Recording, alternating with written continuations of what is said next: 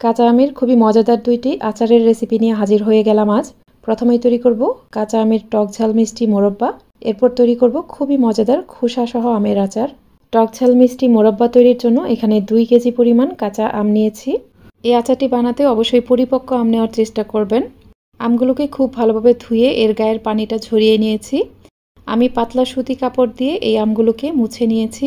এই আচার বানাতে আমের গায়ে কোনো পানি থাকা যাবে না। আমগুলোর খোসা ছাড়িয়ে মাঝখানে ফালি করে কেটে নিতে হবে।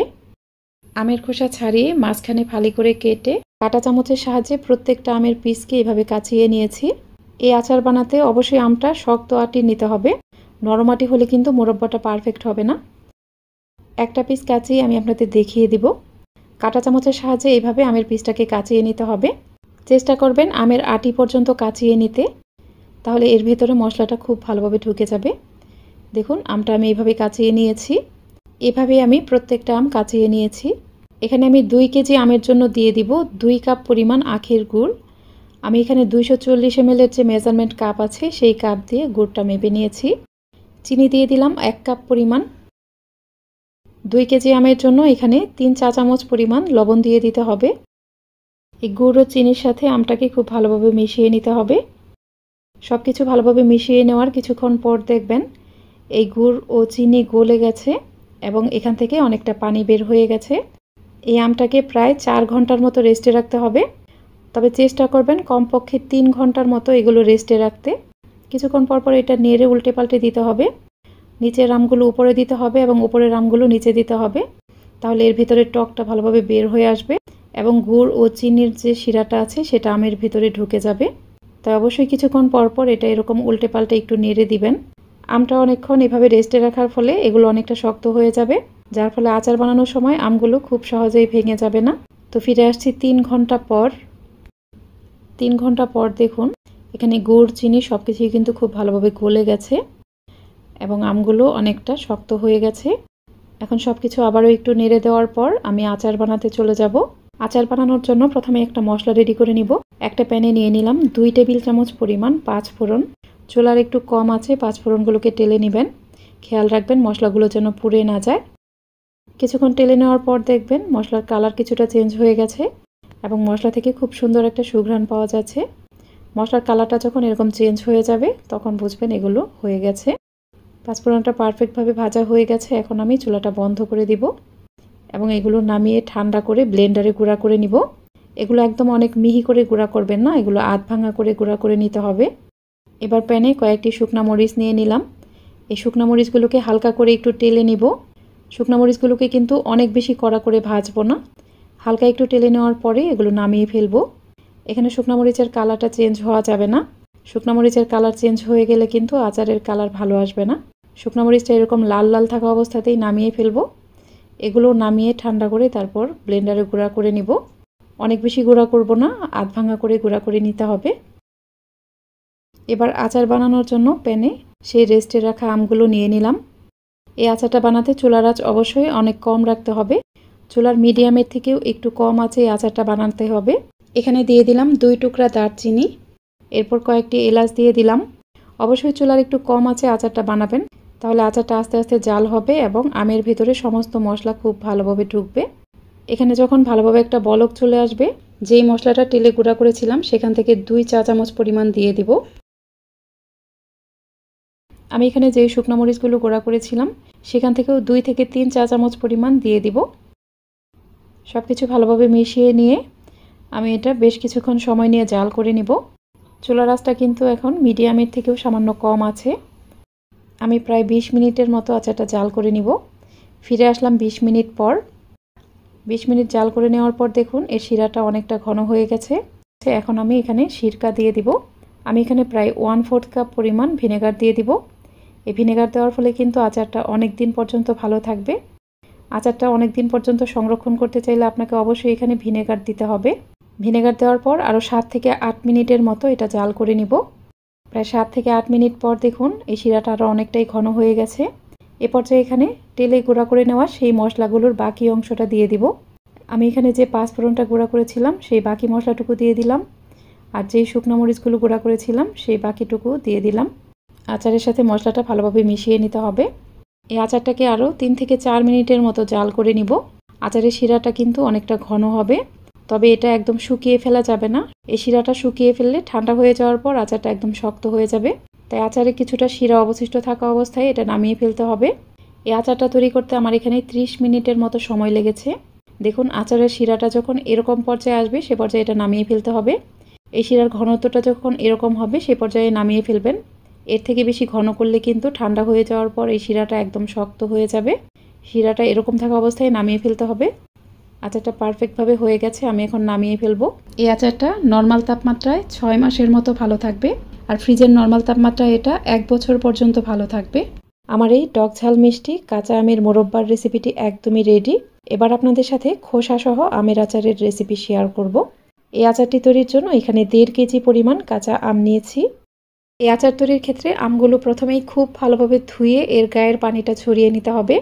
আমি পাতলা সুতি কাপড়ের সাহায্যে এর গায়ের পানিটা মুছে নিয়েছি। এবার প্রত্যেকটা আমকে আমি 4 ভাগ করে কেটে নিব। সবগুলো আম 4 ভাগ করে কেটে নিয়েছি।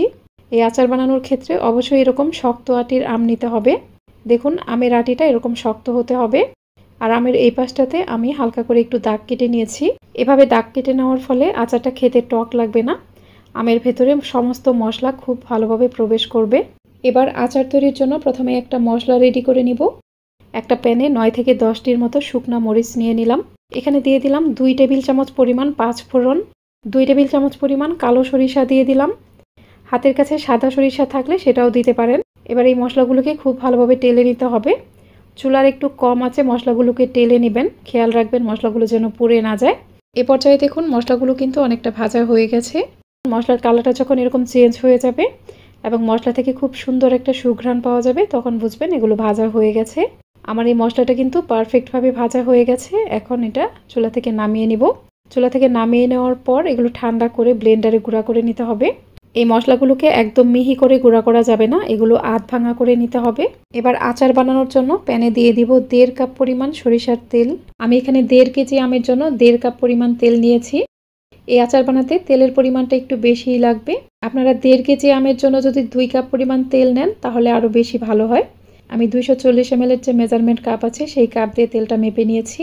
আর এই আচার বানাতে আমের তুলনায় পাত্রটা একটু বড় নেওয়ার চেষ্টা করবেন, তাহলে আমটা ভাঙবে না, সবগুলো আম আস্ত থাকবে এবং আচারটাও খুব ভালো হবে। তেলটা গরম হয়ে যাওয়ার পর এখানে কয়েকটি শুকনা মরিচ ও কিছু থেতো করে নেওয়া রসুনের কোয়া অ্যাড করেছি। পরবর্তীতে আমি এখানে কয়েকটি আস্ত রসুনের কোয়াও অ্যাড করব। এই শুকনা মরিচ ও রসুনের কোয়াগুলো হালকা একটু ভেজে নেওয়ার পর এখানে 1/2 চা চামচ পরিমাণ হলুদের গুঁড়া ও উঁচু করে 1 চা চামচ পরিমাণ মরিচের গুঁড়া দিয়ে দিলাম। এ পর্যায়ে চুলার আঁচটা কিন্তু অনেক কম থাকবে। চুলার কিছুটা কম আছে হলুদ ও মরিচের গুঁড়াটাকে একটু ভেজে নেব। খেয়াল রাখবেন এ পর্যায়ে যেন চুলার আঁচ বেশি না থাকে, চুলার আঁচ বেশি থাকলে মশলাটা পুড়ে যেতে পারে। এবার এখানে কেটে নেওয়া আমগুলো দিয়ে দিলাম। এই আচার বানাতে আমের পিসগুলো যাতে ভেঙে না যায় সে বিষয়ে আমি অনেকগুলো টিপস দিব।